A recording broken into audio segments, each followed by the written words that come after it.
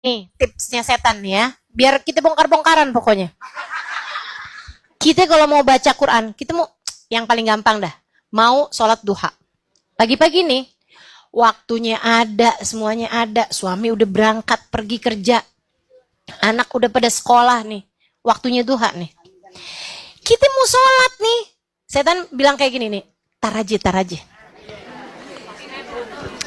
Udah gak usah duha dah, gak usah duha. Pertama dia bakalan bilang, gak usah duha, gak usah. Gitu kan. Mendingan angkat telepon aja. Mendingan ini aja. Mendingan itu aja. Masak dulu. Masak penting. Masak penting.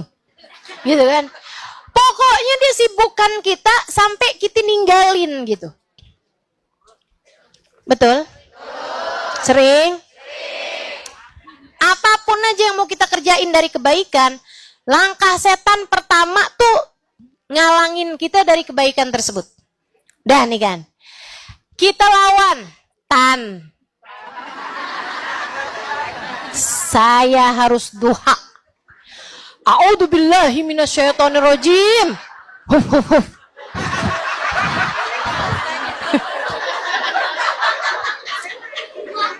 Usir dah. Salat nih kita nih tua nih. Baru wudhu nih, setan gini. Iya tapi ntar aja. Si lama waktunya. 6:30 loh. Masih jam 7. Waktu terbaik. Ini pinter banget setan. Terbanget, lebih pinter daripada kita. Lebih pinter daripada Ustaz Alim. Ya gak ada kemana-mana saya bandingin sama setan teman-teman. Jadi gak usah kagum ilmu saya gitu ya. Gak ada papanya sama setan. Alim-alim terus cemen. Kata setan gitu. Sehingga sekalian saya muliakan. Lebih pinter setengah mati daripada kita gitu kan. Jadi setan tuh langsung nih. Kamu gak tahu waktu terbaik buat sholat duha 1/3 pagi. Jadi sekarang belum masuk waktunya. 1/3 pagi itu jam 9. Nanti gak tahu apa ilmunya. Gitu tuh. Setan ngebisik-bisikin gitu kan. Tar aja. Tujuannya dia adalah buat sampai bikin kita ya lewat deh. Sering. Enak tersia ahli nar minat taswif. Kata guru saya Hubabah Nur menyampaikan hadisnya Nabi Muhammad, kebanyakan teriakan ahli neraka dari menunda-nunda. Ya ampun, coba tuh hari saya. Gitu.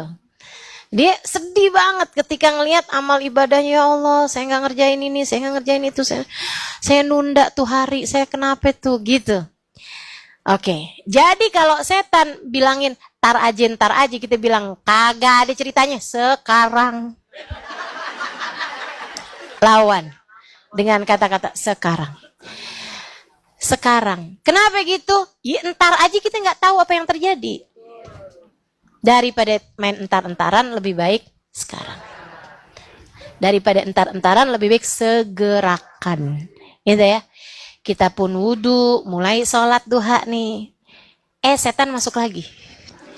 Dia bilang, sholatnya yang cepet dong, biar keburu banyak rokaat.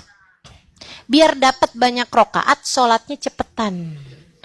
Jadilah kita gitu. Kayak orang beling satan sholat.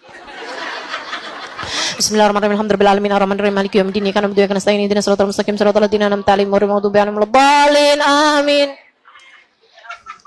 Kata malaikat Rokib, malaikat Atid, dia baca apaan sih? Kayak Fatihah tapi kayak bukan ya. Buru-buru bener, Masya Allah. Ada yang begitu? Gitu tuh, kerjaan tuh. Kita baca Quran, disuruh cepet-cepetan sama dia. Kita baca apa aja, sholawat. Masuk cepet-cepetan. Ntar nih tanggal 10 nih. Tanggal 1 nih besok nih. Bagus kita buat baca ayat kursi 360 kali. Diawali dengan Bismillahirrahmanirrahim. 360 kali. Itu begitu kamu mau kerjain tuh. Tar aja. Begitu kita tetap pegang nih tasbih, kita mulain baca nih. Dia akan datang. Bismillahirrahmanirrahim. Cepet banget gitu. Dengan pikiran buruan, biar keburu 360, biar cepet selesai 360. Masih banyak kerjaan kita. Gitu tuh ulahnya setan. Ulahnya setan tuh. Pokoknya kamu inget-inget aja tuh kayak gitu. Teman-teman saya sekalian, nanti tuh kalau kita bilang nggak mau tan, saya mah lebih baik 2 rakaat tapi istiqomah, khusyuk gitu enak gitu kan, daripada banyak rakaat tapi saya nggak bener. Dah, saya mau meruku bener, i'tidal bener, Fatihah bener, enak dah. Saya mendingan ibadah dikit-dikit tapi enak gitu. Udah. Nanti tuh setan masuk lagi dari jalur riya. Masih belum kelar nih. Udah gitu bagus bener-bener nih. Dia mau jalur riya gitu kan. Begitu ada yang suami manggil atau apa gitu, telepon bunyi gitu kan. Habis selesai gitu kan. Ntar nih lagi sholat.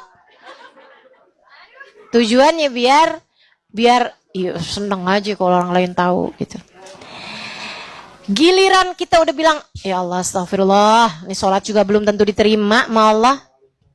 Abisnya udah nih berhasil nih, kita nih gak ada ceritanya buru-buru, semuanya enak, khusyuk apa semua. Masih itu, abis kelar nih, udah selesai nih. Setan masih juga menyuruh kita buat sum'ah. Udah selesai, ibadahnya udah selesai, orang gak ada yang tahu juga. Orang gak ada yang tahu juga. Tapi itu kita kayak ada rasa kepengen orang lain denger gitu. Teman-teman saya sekalian. Akhirnya suami nanya atau temen nanya gitu, kamu kalau pagi ngapain sih? Ya duha lah.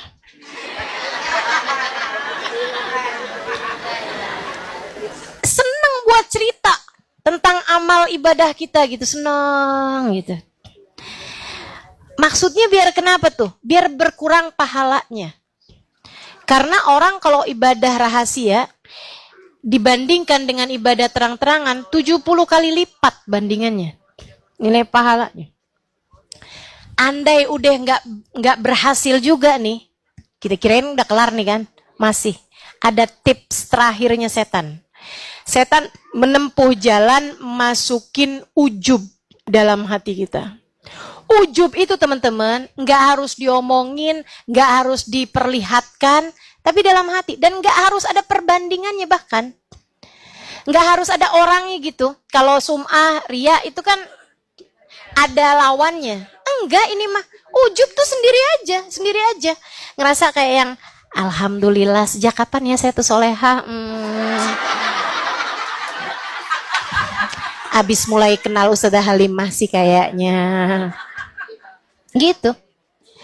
Ngerasa diri tuh kayak, kalau apalagi kalau ngelihat orang yang auratnya terbuka gitu kan.